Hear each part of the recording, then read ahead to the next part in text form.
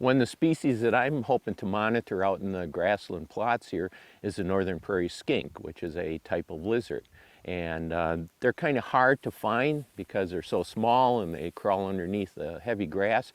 So one of the ways we can find them is to take and use what are referred to as cover objects. In this case, this is just a piece of plywood, so it's called a cover board. So lots of times you can just take and lay this on the ground. They crawl underneath.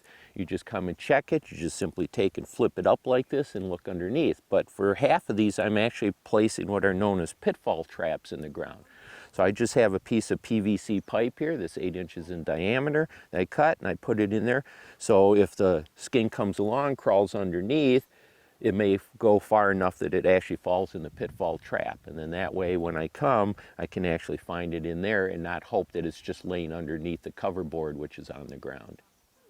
So out here at the Oak Lake Field Station, we don't have much in the way of snakes and lizard species. We have common garter snakes, plains garter snakes, and red-bellied snakes.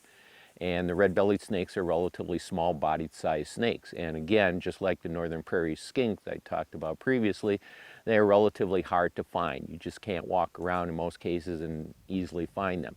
So again, I use these cover objects, these cover boards, in order to take and attract them, and then I check them and see what I get. So one of the experiments I'm doing right now is I'm testing different kinds of materials to use. And this isn't something completely new, but I thought I would do it out here. So you can see that I have a number of different types of material. So here I have a 2x12 piece of wood, which is relatively thick. I also have a 1/2 inch plywood. I have this rubber mat right here.